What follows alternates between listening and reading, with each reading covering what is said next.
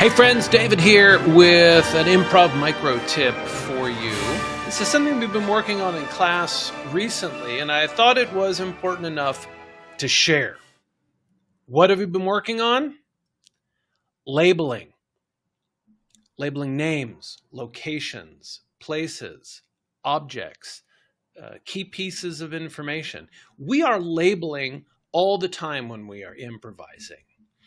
And some of the improvisers that I have been working with, I think just needed a strong reminder that that was happening, but then also how they are labeling. I mean, that's real nice as a concept, but how does it actually manifest? So I wanted to break it down for them and now for you. There are different ways that we label. The first and most obvious way is with our words. We label things verbally.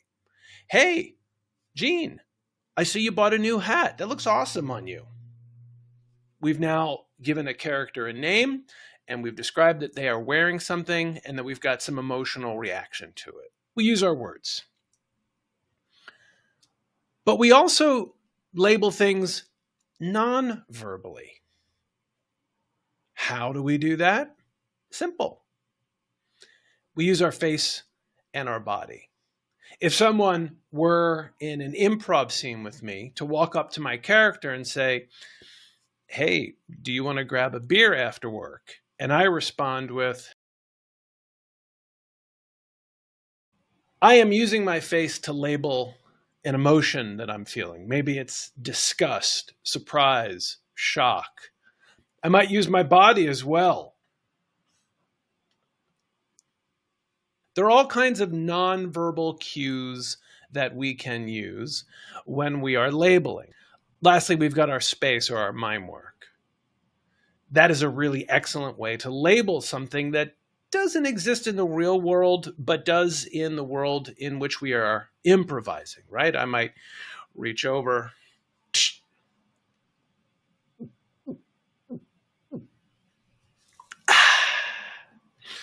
Now, there's nothing in my hand, obviously, but I can use space in my work to create something that is not there. And that's a type of labeling too.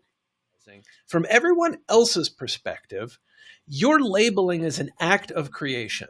It doesn't exist until you say it or show it or indicate it. So in a funny way, you're giving birth to something for your colleagues and for the audience when you are improvising.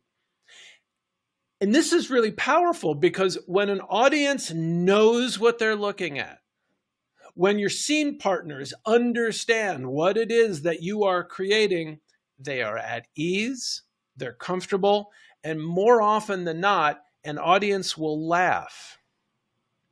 They'll laugh when you label it.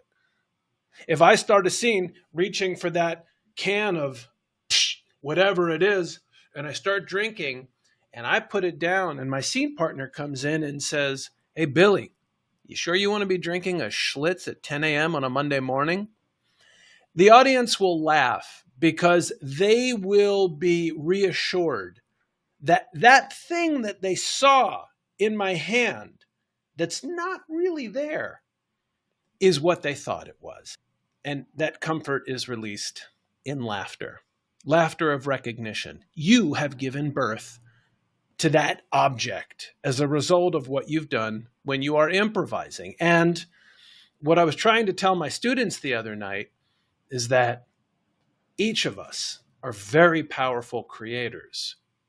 So powerful, in fact, that if I take that can that I opened and I drink it, and then I put it down on a table in front of me, the audience and my scene partners still see that it's there.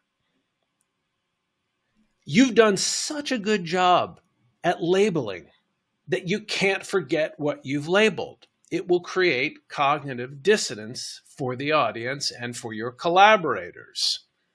So remember, when you open a door that is located in a particular place in your playing area, the audience sees that door because you are a powerful creator. And if you open a door that is not there anymore, or if the door suddenly shifts, the audience will see that as well. Somebody needs to correct that. This is good labeling. Creating things, giving birth to them, and then because you've done such a good job at creating them, remembering what they are, where they are, and if you are in time, when you are.